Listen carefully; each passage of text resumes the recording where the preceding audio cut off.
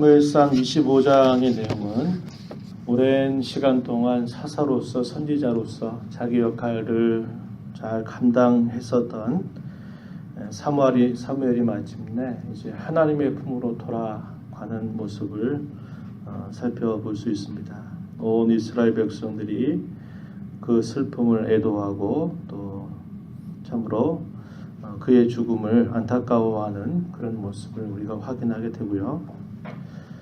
이런 일과 함께 다윗은 그의 사람들과 더불어서 어디로 옮겨가냐면 바란 광야 마온이라고 하는 곳으로 그의 거처로 옮겨가게 됩니다. 사무엘이 살아 있다는 것만으로도 다윗에게는 큰 위로가 되고 힘이 되었을 텐데 이제 그의 때를 다 마치고 하나님의 품에 돌아가니 다윗 또한 그의 마음이 이렇게 편하거나 쉽진 않았을 것입니다. 많이 힘겨웠던 그런 모습이 아니겠는가 우리는 짐작해 볼 수 있는 겁니다. 자, 그 마온 지역에 누가 있었냐면 나발과 아비가일이라고 하는 부부가 있었는데요. 갈렙 족속이었던 나발이라고 하는 사람이 있는데 이 나발의 이름이 미련하다라는 뜻을 가진 그런 이름입니다. 이 사람은 굉장히 부자여가지고 이 갈멜이라고 하는 지역에서 아주 큰 생업을 가지고 있었고 그가 가지고 있는 그런 가축의 수도 굉장히 많은 그런 가축을 가지고 있었다는 것을 우리가 알 수 있습니다. 2절 말씀에 보면요. 양이 3,000마리, 염소가 1,000마리였다 이렇게 알려주고 있고 그는 큰 생업을 경영하지만 그의 행실이나 그의 성품은 참 부자이긴 했지만 그의 마음은 굉장히 완고했다. 그리고 행실이 악했다. 이렇게 표현해 주고 있습니다. 3절 말씀에 보면 그렇게 표현하고 반면에 그의 아내였던 아비가일이라고 하는 여인은 대단히 총명하고 용모도 아름다운 그런 여인이었고 그의 말하는 태도를 보면은 겸손하면서도 하나님을 경외하는 그런 여인이었음을 우리가 볼 수 있습니다. 주일날도 그런 설교 시간에 말씀을 드렸지만은 참 그 시대 속에서 하나님을 향해서 하나님을 사랑하고 깨어 있었던 한 사람, 그 중에 여러 사람들 가운데 한 사람이 이 아비가일이라고 하는 여인입니다. 다윗이 이들 곁에 이렇게 있으면서 생업을 위해서 이렇게 가축을 치는 일들에 많은 도움들을 주게 되었습니다. 많은 도움들을 줘서 여러 가지 그런 어려움을 당할 수 있는 일들로부터 보호해주고 그들을 도와주는 일들을 했었어요. 그래서 어느 날 다윗이 그가 거느리고 있는 신하 중에서 10명을 이 나발에게 보내서 겸손하게 좀 도움을 청하게 됩니다.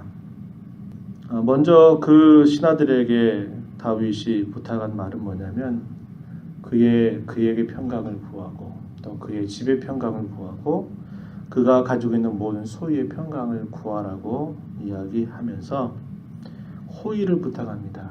그래서 뭔가 좀 먹을 것을 좀 부탁하는 그런 겸손한 부탁을 하게 되는데 그 이유는 조금 전에 말씀드렸던 것처럼 이 나발의 그런 가축들을 돌봐주고 지켜주는 그런 일들을 했기 때문임을 우리가 알 수 있어요. 7절 말씀에 가서 보면 이렇게 표현했습니다. 내게 양 털 깎는 자들이 있다함을 이제 내가 들었노라. 내 목자들이 우리와 함께 있었으나 우리가 그들을 해하지 아니하였고 그들이 갈멜에 있는 동안에 그들의 것을 하나도 잃지 아니하였다.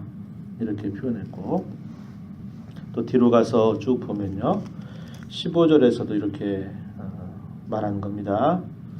그 가축을 거느렸던 하인들의 말이에요. 우리가 들에 있어 그들과 상종할 동안에 그 사람들이 우리를 매우 선대하였으므로 우리가 다치거나 잃은 것이 없었으니 우리가 양을 지키는 동안에 그들이 우리와 함께 있어 밤낮 우리에게 담이 되었습니다. 다윗과 함께 했던 그 사람들이 이들이 양떼를 치는 데 있어서 방해가 되기보다는 오히려 그들의 소유를 지켜주고 그들에게 큰 유익을 주었던 그런 일들이 있었다라는 것을 보고 한 겁니다. 그런 근거가 있기 때문에 좀 호의를 베풀어 달라 이렇게 이야기하지만 이 나발이 어떻게 하냐면 거절하는데 굉장히 모욕감을 주면서 거절하는 태도를 취하게 됩니다. 뭐라고 말하냐면요. 다윗을 마치 그 어떤 주인에게서 도망친 그런 종처럼 그렇게 다윗을 취급하면서 이러한 정중한 그런 부탁을 거절하고 있는 겁니다. 거절하면서 아주 모욕을 주는 그런 태도를 취하게 되었어요. 자, 그러한 과정에서 다윗이 대단히 화가 났습니다. 화가 나서 그가 이렇게 말해요. 자기가 거느리고 있었던 600명 중에서 400명을 데리고 이들에게 찾아가게 합니다. 그리고 한 사람도 살려주지 않겠다 하는 이런 다짐을 가지고 이 400명을 보냅니다. 그 이유가 악으로 내가 베풀었던 선을 갚는구나 이렇게 말했고 그에게 속해 있는 모든 남자 중에서 한 사람도 남겨두지 아니할 것이다 라고 말하면서 400명의 무리를 데리고 이 나발이 있는 곳으로 찾아오게 됩니다. 이런 상황을 지켜봤던 하인이 급하게 그의 아내였던 아비가일에게 이러한 전후의 상황들을 이야기하자 이 아비가일이 어떻게 처신하느냐 하는 모습들이 이제 표현되어 있습니다. 자, 18절 이하에 보면요. 아비가일이 급히 떡 200덩이, 포도주 2 가죽 부대, 양 5마리, 볶은 곡식 5세야, 건포도 100송이와 무화과 뭉치 200개를 나귀에다가 싣고는 바로 그들을 맞으러 나아간 겁니다. 앞서가면 내가 뒤를 따라가겠다 이렇게 말하고는 그의 남편이었던 나발에게는 말하지 않고 그가 행동을 취하게 됩니다. 그래서 나아가면서 다윗과 그의 일단의 무리들을 만나게 되었어요. 23절 이하에 우리가 읽었던 본문의 그 내용들이 결국 아비가일이 다윗 앞에서 했던 말 그리고 그 말을 들은 다윗이 아비가일에게 한 말을 우리가 함께 읽었는데 그 말의 내용이 23절 이하에서 쭉 주어지는데요. 아비가일은 다윗 앞에 엎드려서 그의 얼굴을 땅에 댔다. 자세를 낮추고서 그 다윗에게 쭉 길게 간청을 드리는 겁니다. 24절에 내 주여 원하건대 이 죄악을 나 곧 내게로 돌리시고 여종에게 주의 귀에 말하게 하시고 이 여종의 말을 들으소서 이렇게 말하면서 쭉 이야기합니다.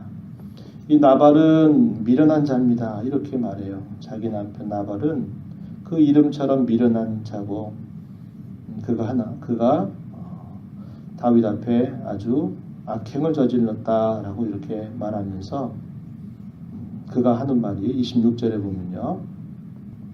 내 주 여호와께서 살아계심을 두고 맹세하노니 내 주도 살아계시거니와 내 주의 손으로 피를 흘려 친히 보복하시는 일을 여호와께서 막으셨으니 내 주의 원수들과 내 주를 해하려 하는 자들은 나발과 같이 되기를 원하나이다.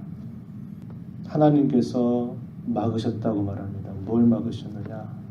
피 흘리는 것들 이것을 막으셨다는 거예요. 당신께서는 여호와의 싸움을 싸우는 그런 인물인데 어찌 이렇게 별스럽지도 않은 이러한 사람을 향해서 이런 피를 흘리는 일들을 하십니까? 하나님께서 저를 통해서 이 일을 막으신 것입니다. 이렇게 말하는 거예요. 계속해서 보면은 이렇게 또 표현했어요. 28절에 주의 여종의 허물을 용서하여 주옵소서. 여호와께서 반드시 내 주를 위하여 든든한 집을 세우시리니 이는 내 주께서 여호와의 싸움을 싸우시며 내 주의 일생에 내 주에게서 악한 일을 찾을 수 없음이니이다. 다윗에 관한 그러한 소문들은 이미 이스라엘 전체에 다 알고 있었고 이 지혜로웠던 여인 아비가일도 그에 대한 내용들을 알고 있었습니다. 그래서 당신께서 지금까지 해온 일들은 참 의롭고 선한 일이고 나쁜 일이 없다라는 것을 말하면서 하나님께서 당신의 집을 든든히 세워 주실 것입니다. 또 이렇게 말하고 당신을 언제나 지켜주시고 보호해 주실 것입니다. 라는 내용을 덧붙여 이야기합니다. 29절에 사람이 일어나서 내 주를 쫓아 내 주의 생명을 찾을지라도 내 주의 생명은 내 주의 하나님 여호와와 함께 생명싸개 속에 쌓였을 것이요 내 주의 원수들과 생명은 물매로 던지듯 여호와께서 그것을 던지시리이다. 이렇게 표현합니다. 여호와께서 생명싸개 속에 당신을 싸실 것입니다.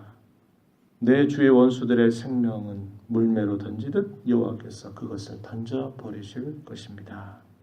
당신을 이스라엘의 지도자로 세우실 때에 내 주의 여종을 생각해 주소서. 이렇게 아비가일이 말합니다. 31절 이 두 절에서 그렇게 표현하는 거예요. 그래서 이 여인이 굉장히 화가 나서 어떤 남자도 살려주지 않겠다 하는 그런 마음을 갖고 이 나오는 다윗의 마음을 누그러뜨립니다. 그리고 그로 하여금 다윗이 범죄하지 않도록 막는 역할을 해요. 당신이 여호와의 싸움을 싸울 그런 분이지 왜 이러한 일들에 피를 흘려서 마치 자기 개인적인 이런 보복전처럼 이렇게 하시려고 합니까? 이럴 필요가 없습니다. 이렇게 하면서 이 여인이 그들이 먹을 것들을 충분하게 공급하면서 이 말을 통해서 다윗을 누그러뜨리는 거죠. 다윗이 이 여인의 말을 들으면서 깨닫습니다. 아, 내가 실성할 뻔했구나. 내가 큰 실수할 뻔했구나. 이렇게 깨닫는 거예요. 그러면서 다윗이 말하는 겁니다. 이 지혜로운 아비가일의 그런 간청을 들으면서 하나님의 섭림을 깨닫고 감사하는 그런 모습을 우리가 확인할 수 있습니다. 32절 가서 보면요. 이렇게 말하죠. 오늘 너를 보내어 나를 영접하게 하신 이스라엘의 하나님 여호와를 찬송할지로다. 33절에 내 지혜를 칭찬할지면 또 내게 복이 있을지로다. 오늘 내가 피 흘릴 것과 친히 복수하는 것을 내가 막았다. 이렇게 말하는 겁니다. 그래서 그 자신도 그런 범죄로부터 빠질 수 있는 것으로부터 건져내었음을 한편으로는 감사하고 그 여인의 지혜로움을 칭찬하고 그 여인에게 복을 빌어주는 모습을 우리가 볼 수 있습니다. 이런 일이 있으면서 나발은 당신 죽을 뻔했다 하는 그런 이야기를 듣고는 그의 간담이 녹아서 11일 정도 지나고 나면서 결국 죽게 됩니다. 갑작스럽게 죽음을 당하게 되고요. 이 아비가일은 다윗의 아내가 되는 그러한 결과가 본문 속에서 표현되고 있음을 보게 됩니다. 이 여인은 하나님을 경외하는 여인이었고 큰 복수전이 일어날 수 있는 그런 상황들을 지혜롭게 막아서 화평하게 하는 역할들을 했던 그런 여인이고 다윗이 그의 생애 속에서 큰 범죄를 범할 수 있는 것들을 막았던 지혜로운 모습을 우리가 보게 됩니다. 우리가 이 땅에 살면서 이렇게 화평하게 하고 화목하게 하는 그런 지혜를 갖고 산다고 하는 것은 굉장히 귀한 일입니다. 화평케 하는 자가 복이 있다. 곧 하나님의 아들이라 일컬음을 받는다 그랬습니다. 우리에게 이러한 말씀을 주신 것을 기억하면서 이런 삶을 주 앞에 살아가는 모두가 되기를 바랍니다. 하나님 감사합니다. 오늘도 저희들을 일깨워 주셔서 주 앞에 나와 함께 말씀을 듣고 또 말씀을 가슴에 품은 자로 이 하루를 살게 하시니 감사합니다. 저희들을 화목케 하시고 화평케 하셨던 주님의 그러한 귀한 사랑 또 귀한 주님의 성품을 본받아서 이 땅에 사는 동안 화평케 하는 귀한 직책을 잘 감당하는 하나님의 자녀들 모두가 되도록 인도하여 주옵소서. 주의 보호자 앞에 나와서 간구하는 모든 심령들에게 풍성한 은혜를 더하여 주옵소서. 예수님 이름으로 기도하옵나이다. 아멘.